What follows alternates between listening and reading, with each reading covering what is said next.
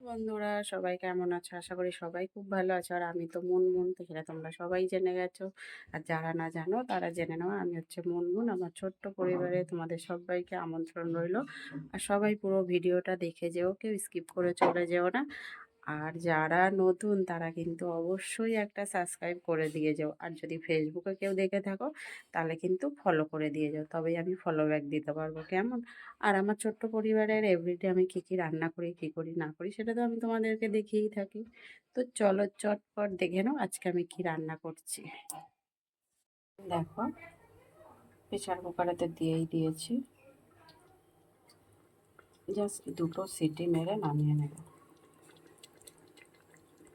এইভাবে তোমরা ডিম রান্না করে প্রেশার কুকারে খেতে পারো, খুব আলাদা অন্য ধরনের টেস্ট লাগে। তো চলো চটপট কীভাবে আমি প্রেশার কুকারে রান্নাটা করছি দেখে নাও। দেখো, ডিমগুলো প্রায় 15 মিনিট হয়ে গেছে, সিদ্ধ বসিয়ে দিয়েছি। এবার এটা নামাবো, আরও 5-7 মিনিট রান্না করে তারপর নামাবো। এটা করে ছাড়িয়ে নিয়েছি, আলুও কেটে নিয়েছি। আর আজকে কিন্তু আমি আলুটা সিদ্ধ করে নিইনি একদমই। দেখো, নুন হলুদ দিয়ে নেব।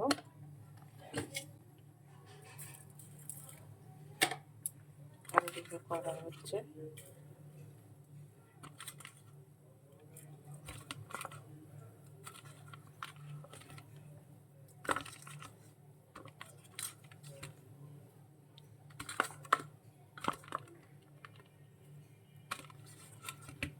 আলু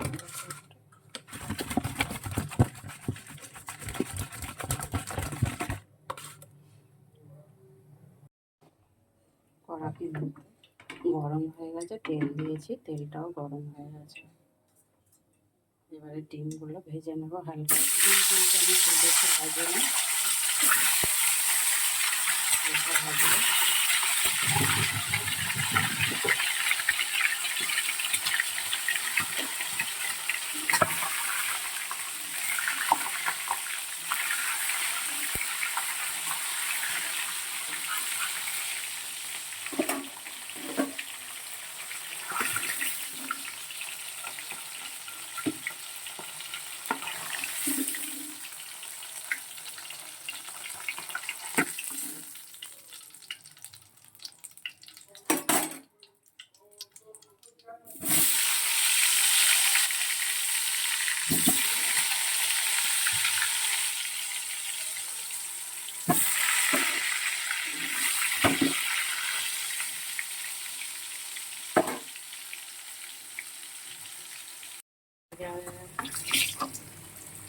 হালকা একটু লাল লাল করেই ভেজে নিই।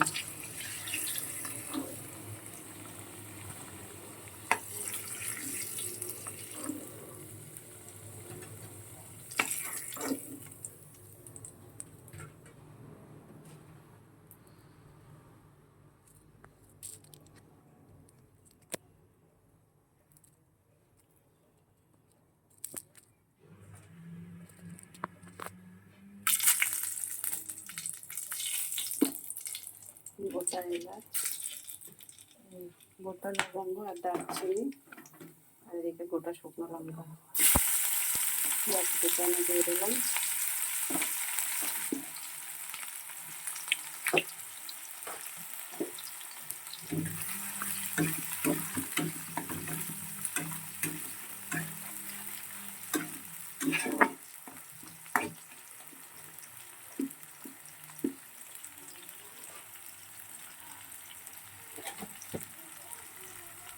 নুনটা দিয়ে দিলাম পরিমাণ মতন, টমেটো নুন না দিলে মজবে না পেঁয়াজটা। নুনটা দিয়ে দিলে পেঁয়াজটা ভালো মজে যাওয়া মানে নরম হয়ে যাওয়া।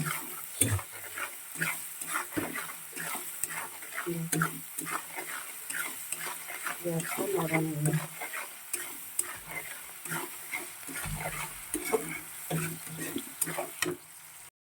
একটু ভাজা ভাজা হয়েছে, রসুন বাটা দিয়ে দিলাম, আদা বাটা দিলাম,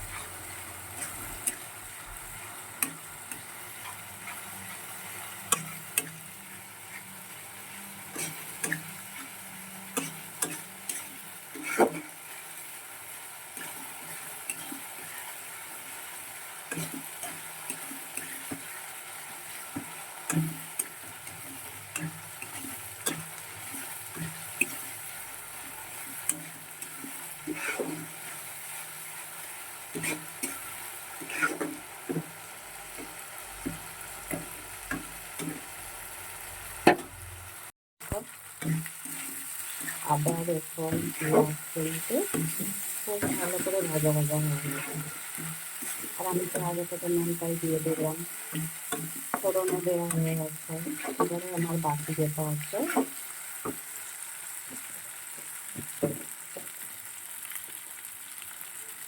হলুদ দিচ্ছি পরিমাণ মতন,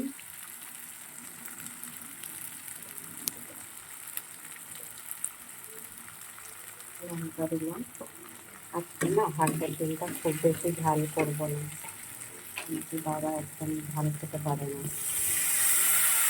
একটু কম ঝাল দিলাম, তাও খেয়ে মাখাবো। একদম কম ঝাল দিলাম, বাবার বয়স হয়েছে তো একদম ঝালটা খেতে পারে না, এই জন্য একদম কম ঝাল দিয়ে করছি।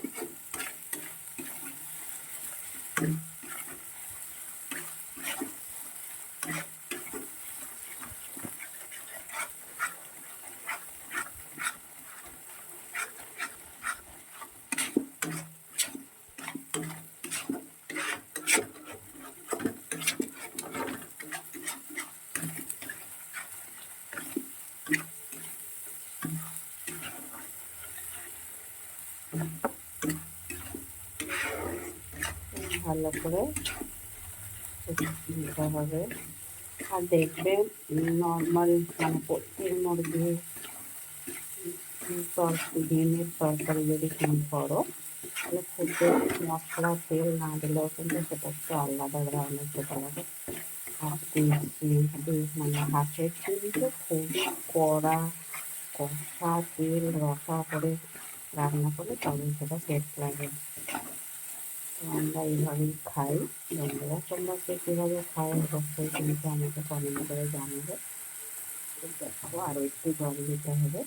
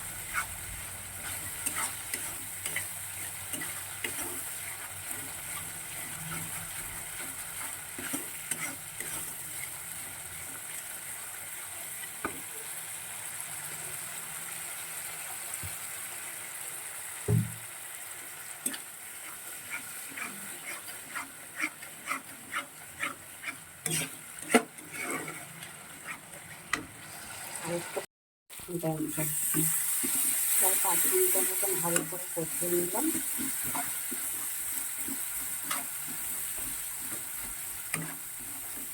কষানো হয়ে গেছে, এগুলো দিয়ে দিচ্ছি। ডিম আর আলুটা দিয়ে দিলাম।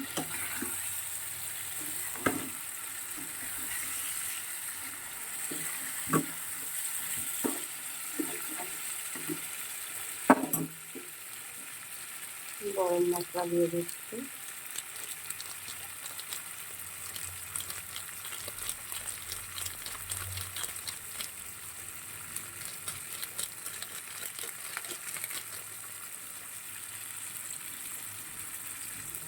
সামান্য একটু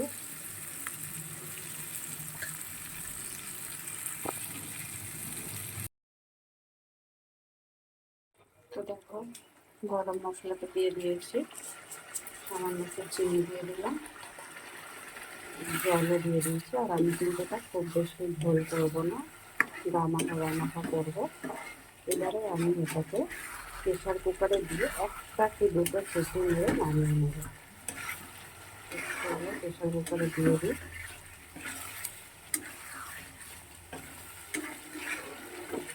এইভাবে ডিমের তরকারি ভালো করে কষিয়ে বেশ করে তারপর সবার লাস্টে যদি প্রেশার কুকারে দাও না, আর একটা সুন্দর টেস্ট লাগে। বন্ধুরা, আমরা কিন্তু এইভাবেই করে খাই আমি বাড়িতে। তো তোমরাও কিন্তু এইভাবে করে একবার সবার লাস্টে প্রেশার কুকারে একটা সিটি মেরে খেয়ে দেখতে পারো। একটা সুন্দর আলাদা ধরনের টেস্ট লাগে প্রেশার কুকারে ডিম রান্না করে খেলে কিন্তু। তো আমি দেখো একটু সামান্য একটু জল দিয়ে দেবো।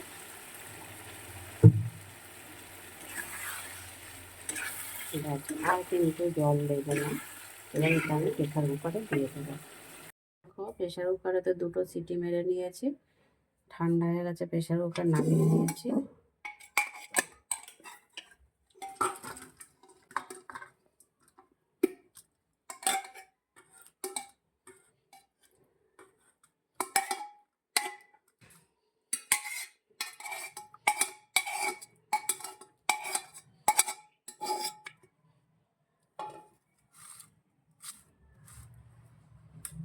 হয়ে গেছে। এইভাবে প্রেশার কুকারে রান্না করে খেয়ে দেখো কেমন টেস্ট লাগে, তারপর আমাকে কমেন্ট করে জানিও কেমন লাগলো হাঁসের ডিমটা খেতে। আমার তো খুব ভালো লাগে বলে আমরা প্রেশার কুকারে হাঁসের ডিম রান্না করি।